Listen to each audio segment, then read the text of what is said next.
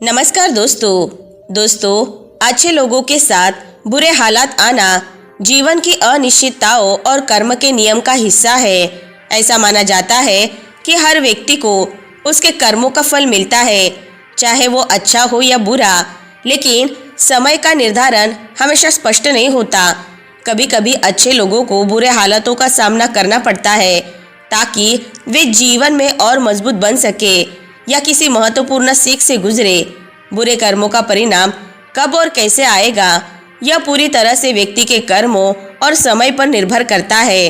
कर्म का सिद्धांत यह बताता है कि बुरे कर्म अवश्य लौटते हैं, लेकिन उनके लौटने का समय और स्वरूप अनिश्चित होता है। वो कैसे, आइए जानते हैं आज की इस कहानी के माध्यम से। लेकिन उससे पहले अगर आप हमारे चैनल पर नए हैं तो हमारे चैनल को लाइक, शेयर और सब्सक्राइब जरूर से करें। तो चलिए दर्शकों, शुरू करते हैं आज की कहानी को। दोस्तों, राहुल एक छोटे से गांव में रहने वाला एक साधारण युवक था। उसके पिता एक गरीब किसान थे जो पूरे परिवार का पेट भरने के लिए कड़ी मेहनत करते थे। राहुल की माँ घरेलू महिला थी जो अपने परिवार का पूरा ध्यान रखती थी। राहुल ने शुरू से ही अपनी माँ से जीवन के छोटे छोटे महत्वपूर्ण सबक सीखे थे। ईमानदारी, दूसरों की मदद करना और कभी भी बुरा न सोचना। उसके पिता उसे बताते, जैसा बीज बोओगे वैसे ही फसल पाओगे। राहुल हमेशा दूसरों की भलाई में विश्वास रखता था। वह हमेशा दूसरों की मदद करता और खुद से पहले दूसरों के बारे में सोचता। हालांकि जीवन उसके लिए हमेशा सहज नहीं था। स्कूल में भी वह मेहनती था, लेकिन अक्सर उसे अपने सहपाठियों से ताने सुनने पड़ते थे क्योंकि वह गरीब परिवार से था। वह कभी किसी से शिकायत नहीं करता, बल्कि हमेशा कहता, हर हाल में अच्छा करना चाहिए, यही असली जीत है। राहुल की स्कूल की पढ़ाई खत्म हो गई और वह कॉलेज में जाने के लिए शहर पहुंचा। वहाँ उसे पता चला कि शहर में गांव के मुकाबले जीवन कितना अलग होता है। कॉलेज में पैसे की अहमियत थी और वहाँ कई अमीर छात्र थे जो गरीबों का मजाक उड़ाते थे।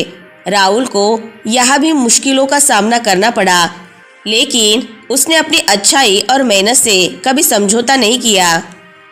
कक्षा में एक लड़का था, नाम था करण। करण अमीर था और उसका रवैया बेहद घमंडी था। वह राहुल को अक्सर तंग करता और कहता, तेरे जैसे लोग जिंदगी में कभी कुछ नहीं कर सकते, बिना पैसे के दुनिया में कुछ नहीं होता। राहुल यह सब चुपचाप सहता, लेकिन उसके मन में यह सवाल बार बार उठता, मैं हमेशा अच्छा करता हूँ, फिर मेरे साथ ही बुरा क्यों हो रहा है। राहुल के माता पिता भी उसे प्रोत्साहित करते रहते थे। एक बार उसके पिता ने कहा, बेटा, अच्छे कर्मों का फल देर से मिलता है, लेकिन मिलता ज़रूर है, बस धैर्य रखो। राहुल ने इस बात को दिल से लगा लिया, लेकिन उसके लिए यह सब समझना आसान नहीं था।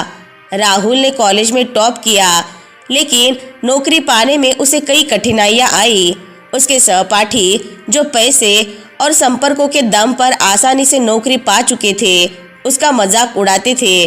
उसे अच्छी कंपनियों में जगह नहीं मिली और जो छोटी कंपनियां थी वहाँ भी उसकी सच्चाई और ईमानदारी को गलत नज़र से देखा गया। राहुल एक छोटी सी कंपनी में नौकरी करने लगा। वहाँ के लोग राहुल की ईमानदारी और मेहनत से नाराज थे क्योंकि वह किसी के साथ गलत काम नहीं करता था। एक दिन उसके बॉस ने उसे बुलाया और कहा, तुम्हारी ईमानदारी यहाँ काम नहीं आएगी। अगर तुम्हें यहाँ टिकना है तो हमारे तरीके से काम करना होगा। राहुल ने साफ मना कर दिया। उसने सोचा, अगर मुझे गलत काम करके आगे बढ़ना है तो मैं पीछे ही रहूं तो बेहतर होगा। यह सुनकर बॉस ने उसे नौकरी से निकाल दिया। उस दिन राहुल के दिल में एक बार फिर सवाल उठा, मैं अच्छा कर रहा हूँ, फिर मेरे साथ ऐसा क्यों हो रहा है। जब राहुल घर लौटा तो उसकी मनोदशा बेहद खराब थी। उसके दादाजी जो जीवन के कई अनुभवों से गुजरे थे, उसे समझाने आए। उन्होंने कहा, बेटा, जिंदगी एक धैर्य की परीक्षा है। यहाँ अच्छे और बुरे समय का चक्र चलता रहता है। जो आज तुम्हारे साथ हो रहा है वह सिर्फ समय का खेल है। राहुल के दादाजी ने उसे समझाते हुए कहा, बेटा, इस संसार में अच्छे और बुरे हालात सभी के जीवन का हिस्सा होते हैं। यह दुनिया एक दर्पण की तरह है जहाँ हमें वही मिलता है जो हम देते हैं, लेकिन वह समय के साथ ही वापस आता है। भगवान पर विश्वास रखो और अपने कर्मों को सही रखो। अच्छे कर्म कभी व्यर्थ नहीं जाते, वे समय आने पर लौटकर जरूर आते हैं। राहुल ने दादाजी की बातों को गहराई से सोचा। उसे अब यह समझ में आने लगा था कि जीवन में धैर्य और सही सोच का कितना महत्व है। उसके लिए हर दिन एक नई चुनौती थी, लेकिन अब उसकी सोच बदलने लगी थी। कुछ महीनों बाद राहुल एक और नौकरी की तलाश में था। एक दिन उसने देखा कि एक बुजुर्ग व्यक्ति सड़क पर गिर पड़ा है। लोग उसे देखकर भी नज़रअंदाज कर रहे थे। राहुल तुरंत दौड़कर उसकी मदद करने गया। उसने उस बुजुर्ग को सहारा दिया, डॉक्टर को बुलाया और उसकी देखभाल की। वह बुजुर्ग कोई और नहीं बल्कि शहर के एक मशहूर व्यापारी थे जिनका नाम जगदीश था। जब जगदीश को होश आया तो उन्होंने राहुल की मदद के बारे में सुना और उसे अपने कार्यालय बुलाया। वहाँ उन्होंने राहुल से पूछा, तुमने मेरी बिना किसी स्वार्थ के मदद की, जबकि बाकी लोग मुझे अनदेखा कर रहे थे। तुम्हें इससे क्या मिला? राहुल ने मुस्कुराते हुए कहा, एक इंसान की मदद करना मेरा कर्तव्य था। मैंने कभी किसी से कुछ पाने की उम्मीद नहीं की। यह सुनकर जगदीश ने राहुल को अपनी कंपनी में एक बड़ी जिम्मेदारी दी। उन्होंने कहा, तुम्हारी ईमानदारी और स्वाभाविक अच्छाई तुम्हें यहाँ तक लाई है। अब समय आ गया है कि तुम्हारे अच्छे कर्मों का फल तुम्हें मिले। राहुल का जीवन अब धीरे धीरे पटरी पर आ रहा था, लेकिन इसी बीच करण, वही लड़का जो कॉलेज में उसे तंग करता था, किसी बड़ी मुश्किल में फंस गया। करण ने कॉलेज के बाद अपने पैसों की ताकत के बल पर बड़ा नाम कमाया, लेकिन उसने कई गलत काम भी किए थे। एक दिन उसकी गलतियों का परिणाम उसके सामने आ गया। उसका पूरा व्यापार डूब गया और उसके सारे दोस्त जो उसकी ताकत और पैसे के पीछे थे, उसे छोड़कर चले गए। करण ने राहुल से मदद मांगी। उसने कहा, मैंने अपनी पूरी जिंदगी में सिर्फ अपना फ़ायदा देखा और आज मैं इस हालत में हूँ। क्या तुम मेरी मदद कर सकते हो? राहुल ने बिना किसी द्वेष के उसकी मदद की। करण ने आश्चर्य से पूछा, तुम्हारे पास बदला लेने का मौका था, फिर भी तुमने मेरी मदद क्यों की?